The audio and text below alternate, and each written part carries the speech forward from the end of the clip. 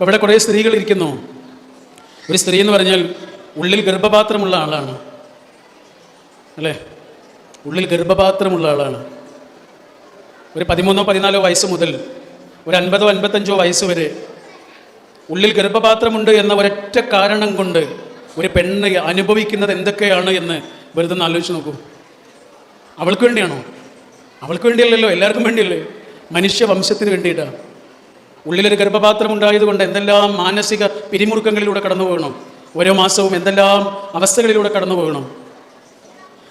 അവിടെ വന്നിട്ട് നമ്മളോട് പറയാ, എന്താണെന്നറിയില്ല, ഈ മാസം വല്ലാത്ത വേദനയും തളർച്ചയും ഒക്കെ ഉണ്ട് എന്ന് നമ്മളോട് പറയണത് എന്തിനാ?